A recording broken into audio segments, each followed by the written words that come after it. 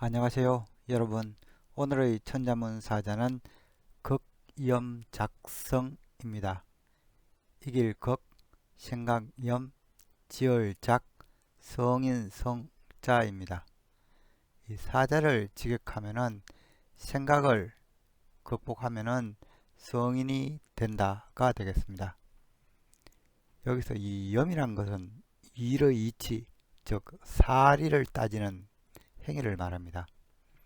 따라서 이 극염이라는 것은 사리로부터 자유로워지는 것을 말하는데, 이는 사리를 따지지 않는다는 것이 아니라 모든 사리를 통달하여 어떻게 행동해도 사리에 맞게 행동할 수 있는 경지에 도달한 것을 말합니다. 따라서 이 사자를 번역하면은 이 사리를 통달하면 성인이 된다가 되겠습니다. 그리고 사자 극염작성은 서경 주소 다방편에 이미 언급되고 있습니다. 유, 성, 망념, 작광. 생각한데 성인이 사리를 망각하면 광인이 되고, 유, 광, 극염, 작성. 생각한데 광인이 사리에 통달하면 성인이 된다. 천, 유오년, 수가지, 자손. 하늘이 이 5년을 생각하여 자손에게 잠깐의 시간을 주었으나 탄작, 민주, 망가, 염청, 이 백성의 주인으로 삼았으나 이 사리를 살피고자 하지 않았다. 이 문장은 상나라 주왕을 물리치고 주왕조가 들어선 지 언 5년이나 지났음에도 백성들이 주왕조에 순종하지 않자 주공이 제후들에게 하늘이 내린 사리를 따르지 않고 있음을 책망하고 있는 내용입니다. 이 말인즉슨 제후들에게 5년 동안 백성을 맡겼는데 하늘의 뜻과 달리 이 망념하고 있다고 탓한 것입니다. 이 타는 하늘이 내리는 것을 언급할 때 주로 접두로 들어갑니다. 앞선 사자 경행유형과 함께하여 이 극염작성을 풀이하자면, 바른 길을 갈 줄 알면 현인이요 사리에 맞게 행동할 수 있으면 성인이다가 되겠습니다. 그럼 글자에 대해 살펴보도록 하겠습니다. 먼저 이길 극을 설명드리겠습니다. 이자는 옛고자 밑에 사람, 어진 사람인이 있는 형태죠. 그런데 기원이 되는 각골자를 보면은 이 가죽 피와 이 흑토자의 조합으로 구성되어 있습니다. 흑토는 지면 위의 흙덩어리를 그린 자형입니다. 각골자는 이 수평획 위에 이 흙이 모아져 있습니다. 이 자형은 점차 선형화되면서 흙덩이는 십자 모양으로 따듬어졌습니다. 흑토가 뜻하는 바도 흙, 땅, 장소, 뿌리 등이 되겠습니다. 가죽 피는 이 손으로 뱀의 이 껍질을 벗기는 모습을 그린 자형입니다. 이 자형은 동물의 껍질을 뜻하는 자형으로 널리 사용되었으며, 그 의미는 가죽, 껍질, 거죽, 겉, 표면, 바깥쪽 등이 되겠습니다. 이길 극은 각골자를 보면 이 벗겨낸 이 가죽, 그리고 이 흑토자의 합으로 구성되어 있는데요. 이는 가죽을 무두질하는 모습을 그린 자형입니다. 이 막 벗기는 가죽에는 지방과 단백질이 여전히 붙어 있어 부패할 우려가 있고, 마르게 되면 딱딱해집니다. 그래서 이 딱딱해진 가죽을 부드럽게 만들기 위해서 다양한 무드질 방법이 동원됩니다. 고대에는 이 나무 따위를 태우고 난 잿물을 이용하거나 식물에서 얻은 탄닌, 그리고 명방과 같은 이런 광물을 사용하여 이 단백질을 제거하고 부드러운 가죽을 얻었다고 합니다. 현대 기술에서는 크롬으로 대신하고 있습니다. 따라서 이 이길 극의 각골 자형은 가죽을 잿물 혹은 이 광물질인 명반으로 처리하는 것을 묘사한 것으로 짐작됩니다. 검문 자형도 이 흑토자와 이 가죽의 조합으로 그려졌으나, 이 검문 후기에서는 흑토자는 보이지 않고 위에 이 돼지 해머리 두 자로 박혀져 있습니다. 이러한 변화는 이 돼지머리 두가 이 옷을 의미하기도 했기 때문에 이 가죽옷을 나타내는 것이 아닌가 짐작됩니다.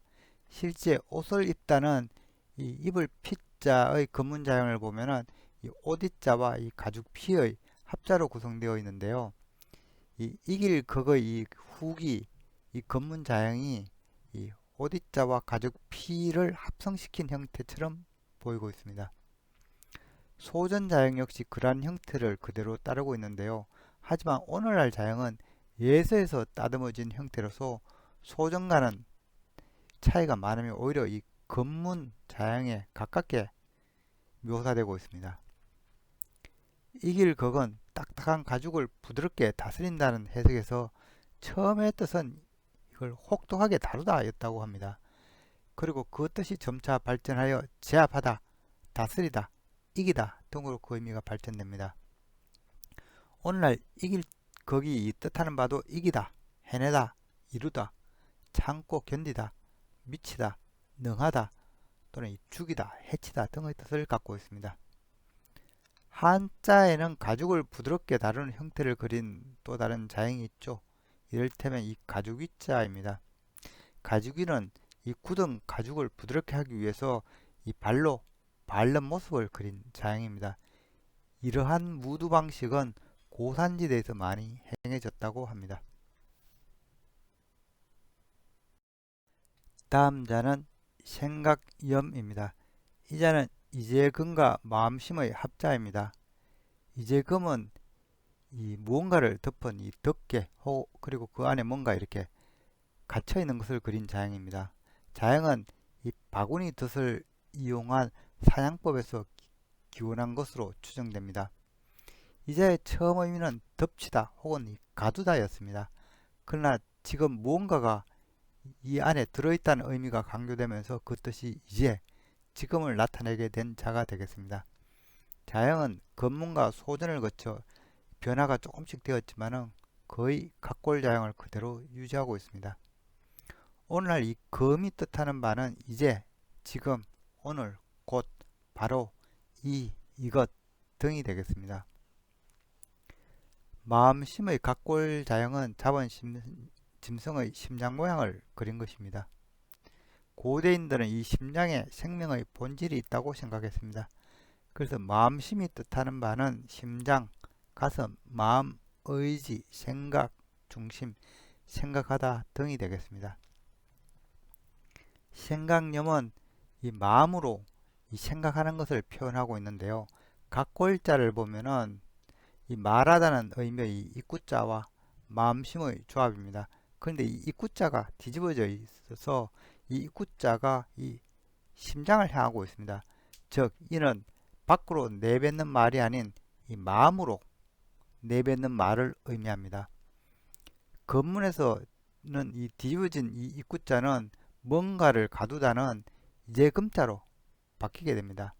이 뒤집어진 입구자가 이재금과 거의 형태가 비슷하며 또한 소리를 이 마음에 가두다는 해석도 가능하므로 원래 의미는 거의 훼손되지 않게 표현되고 있습니다. 이제는 마음으로 생각하다 혹은 속으로 셈하다, 암송하다는 뜻을 갖고 있으며 또한 이 마음속의 감정을 나타내는 데 사용되었습니다. 따라서 이 생각념이 뜻하는 바는 생각, 생각하다, 마음에 두다, 기억하다, 조심하다, 불쌍히 여기다, 어여삐 여기다 등이 되겠습니다. 다음 자는 지얼작입니다. 이 자는 사람 인변의 잠깐사의 합자입니다. 잠깐사는 이 옷감을 깁는 것을 묘사한 자형입니다. 각골자형을 보면은 이 옷깃처럼 묘사되어 있어서 마치 이 옷자를 닮아 있습니다. 이는 옷감을 포개어 이 꿰매는 모습을 그린 것입니다. 이 아래 자형에서는 이 포갠 옷감 위로 이 바느질 땀들이 이렇게 묘사되어 있습니다. 검문자형을 보면은 이 바느질 땀과 그 바느질을 하는 손이 이렇게 그려져 있습니다. 소전에서는 가장 간단한 형태가 대표자형이 됩니다. 이 자의 원래 의미는 옷감으로 옷을 만드는 것을 묘사한 것이기 때문에 짓다, 만들다는 뜻을 의미했다고 합니다. 그렇지만 차츰 자영은 잠깐, 겨우 등의 짧은 시간을 뜻하는 의미로 널리 사용하게 됩니다. 그렇게 된 원인을 짐작해 보자면은 바느질이란 것은 이 구석기 시대부터 있었던 아주 오래된 인류의 기술로서 짐승 가죽이나 식물 껍질을 간단하게 기우는 방식이었다고 합니다. 우리가 아는 이 정상적인 이 재단은 직물이 생긴 다음이라고 합니다. 동물의 뼈를 바늘처럼 만들어 힘줄로 가죽을 기웠다고 하는데요. 고대인 선사인들은 사냥이나 채집을 하다가 가죽옷이 터지면 적석에서 급히 기워 다시 입었기 때문에 이 바느질은 짧은 시간을 의미하게 된 것으로 보입니다. 원래 이 짓다, 만들다는 의미가 짧은 시간을 뜻하게 되면서 이 짓다는 뜻을 따로 나타내기 위해서 소전에서는 변에 일하는 사람을 뜻하는 사람 인변을 넣어서 지얼작을 이렇게 따로 만들게 됩니다. 이 지얼작이 뜻하는 바는 짓다, 만들다, 창작하다, 일하다, 행동하다, 일으키다, 도달하다, 삶다 등이 되겠습니다. 한편 구성자로서 이 잠깐사가 들어간 경우들을 살펴보면 의미들이 다양합니다. 먼저 짓다, 만들다는 의미입니다. 이 변에 말씀, 언이 들어가면 말을 지어내다는 뜻이 됩니다. 이런 거짓말을 뜻하여 속일 사로 불립니다. 변에 마음심이 들어가면 마음을 지어내다는 뜻이 되어서 이것은 감정 표현의 의미로 사용되고 있습니다. 그래서 이 자는 부끄러워할 자기입니다. 그 의미도 부끄러워하다, 안색이 변하다, 노하다 등의 뜻을 갖고 있습니다. 다음은 이 사가 원래 뭔가를 수선하고 고치는 것을 의미합니다. 그래서 누군가를 돕다는 뜻이 있습니다. 변에 이 조상신을 넣으면은 이 조상이 돕다는 뜻이 더 의미가 되므로 돕다, 보답하다 또는 이 복 등을 뜻하는 이 복조자입니다.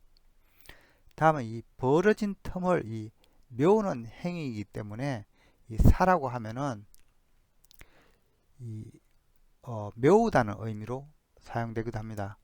이 구멍혈과 이 사의 조합은 구멍을 메우다는 말이 되므로 그 의미가 축소시키다, 좁게 하다는 이 좁을 착자입니다.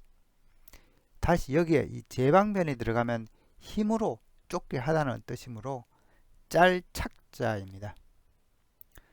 또한 이 잠깐 사는 이 짧은 기간의 의미도 있지만은 조금 전의 의미도 있었습니다. 그래서 변에 날일자가 들어가는 경우에는 바로 전날을 뜻하는 이 어제 작자가 되겠습니다. 오늘의 마지막 자는 성인성입니다. 이 자는 귀자, 입구자, 그리고 이 북방임자의 합자로 구성되어 있습니다. 북방임은 각골자를 보면은 이 흑도자 위에 사람이 서 있는 형태입니다. 높은 둔덕에 서 있는 사람을 그린 것인데요. 이 초기 의미는 이 멀리 보다 또는 이 크다는 뜻이었다고 합니다. 그래서 훌륭한 인물이라는 의미도 있었습니다. 그런데 소전에서 이 다듬어진 자형을 보면은 이 사람이 허리를 구부리고 있는 모습처럼 보여서 마치 아첨하는 신하나 이 사람처럼 해석이 되었습니다. 그래서 이 자형의 뜻에는 아첨하다, 간사하다는 의미가 추가됩니다. 이후 음양오행 사상이 들어오면서 자형은 이 높이 솟은 이 기운들이 이렇게 허리를 굽혀 사그라드는 모습을 닮았다 해서 그러한 의미를 가진 9번째 천간을 대표하는 자형이 됩니다. 방위로는 이 북쪽을 뜻하여 이 북방임자로 불리웁니다. 그래서 이 북방임이 뜻하는 바는 이 크다, 성대하다 또는 이 간사하다, 아첨하다, 9번째 천간, 북방 등이 되겠습니다. 성인성의 각골자는 이 귀를 기울여 소리를 듣는 사람을 묘사한 자형입니다. 이 사람인의 머리 부분에 이 귀가 강조되어 있고 이 소리를 뜻하는 입구자가 이 사람 옆에 배치되어 있습니다. 과거 사냥과 채집을 위주로 하는 원시사회에서 이 소리를 잘 듣는 것은 매우 중요했습니다. 청각은 밤에도 짐승의 소리를 듣고 외부의 침입을 탐지하는 데 유용했기 때문에 청각이 뛰어난 사람은 바로 부족에서 능력이 출중한 사람으로 인정받았을 것입니다. 그래서 처음에는 능력이 뛰어난 사람을 의미했다가 이 왕권이 성립되어서는 왕을 의미했고 유교 문화가 성립되면서는 성인군자를 뜻하게 된 것으로 판단됩니다. 오늘날에도 말을 잘하는 사람보다 남의 말에 귀를 기울이는 사람이 더 훌륭한 경우가 많습니다. 건문에서 사람이는 이 훌륭한 사람을 뜻하는 이 북방임자로 변화되었고 이 오늘날의 자양으로 따듬어지게 됩니다. 이 성인, 성이 뜻하는 자는 이 뛰어난 인물, 이 성인, 임금, 신선 또는 이 그러한 능력을 가진 능력, 기술 또는 이 성스럽다, 뛰어나다, 슬기롭다, 약삭 빠르다 등의 뜻을 갖고 있습니다.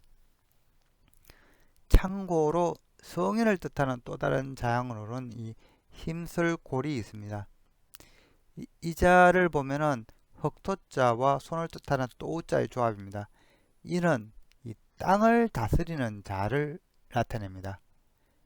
따라서 임금을 말하기도 하고 농부를 말하기도 하죠. 그래서 임금, 성인, 뛰어난 인물을 뜻할 때는 성인, 성으로 불리우고 있으며 이 농부를 뜻하게 경우에는 이 힘쓸 골로 불리웁니다.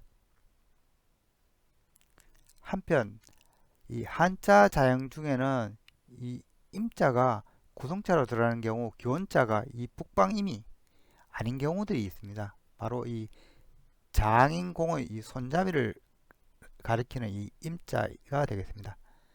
이 장인공은 건축 기술자들이 사용하던 도구들, 주로 이 돌달구 아니면 건축용 대형자, 나무를 따듬던 손칼 등을 그린 자형입니다. 그리고 이러한 도구의 중간 이 손잡이 부분을 이 볼록하게 표시한 자형이 이 또 다른 임자가 되겠습니다. 이 자형의 원뜻은 이 남아있지 않아서 불명확합니다. 다만 건문에서 이 보이는 이 형태가 마치 이 실패를 닮았다 해서 길삼에 사용하는 보빈으로 해석되기도 하고 중앙이 볼록하므로 임신한 상태를 의미하기도 합니다. 변에 사람인이 들어간 이 맡길 임이 뜻하는 바는 이 맡기다, 능하다, 세우다, 임무, 책무, 부담, 재주, 재능 등이 되겠습니다. 이는 이 장인공의 이 능력을 묘사하는 의미들이기도 합니다. 한편 변에 여인여가 이렇게 또 추가되는 경우에는 임신하다는 의미로서 임신할 임자입니다. 또는 이 변에 실사변인 경우에는 이 배를 짜다는 이 짤임자로 사용되기도 합니다. 이때 이 임은 이 보빈의 의미를 갖고 있습니다. 이상으로 오늘의 천자문 사자 극염작성 즉 사리에 통달하면 성인이 된다는 사자성어를 마치도록 하겠습니다. 갱행유형과 극염작성에서는 현인과 성인에 대해서 이야기하고 있는데요. 육도삼약에서는 다음과 같은 말이 내려오고 있습니다. 성인, 체천. 이 성인은 하늘의 이 도를 체득하고 즉 천명을 거스르지 않고 순리를 따를 줄 아는 사람이라는 의미입니다. 현인, 법지. 현은 이 땅의 법을 따를 줄 알며 즉 사람들 간의 예와 법도를 지킬 줄 아는 자라는 의미입니다. 지자, 사고. 이 지자는 옛것을 스승으로 삼을 줄 안다. 즉 옛 성인의 말씀에서 배움을 얻는 자라는 의미입니다. 육아에서는 가장 높은 경지의 인물을 이 성인으로 칭하고 그 다음을 현인으로 칭하였습니다. 논어 계시편에서 공자 또한 다음과 같이 사람의 경지를 구분하여 말씀하고 계십니다. 자왈, 생이 지지자 상야. 나면서 아는 자는 최상이며 학이 지지자 차야. 배워서 아는 자는 그 다음이라. 고니 학지 우기 차야. 어려움을 겪은 후에 배우는 자는 또 그 다음이라. 고니 불악 민사이 하이. 어려움을 겪고도 배우지 못하면 백성으로서 이 최하가 된다. 따라서 육아에서는 성인과 현자를 나누기를 이 생이 지지자, 즉 나면서 아는 사람이 성인이며 학이 지지자, 즉 배워서 아는 사람이 현인이라 하였습니다. 그런데 생전에 제자들이 공자를 성인으로 추앙하려 하자 공자께서는 이렇게 말씀하셨습니다. 자왈. 아비 생이 지지자. 나는 나면서부터 아는 자가 아니다. 호고 민이 구지자야. 옛것을 좋아하여 예에서 그것을 추구한 자니라. 즉 성인도 현인도 아니라 지자쯤 된다고 스스로 평가 내리신 것입니다. 지금까지 시청해 주셔서 감사합니다.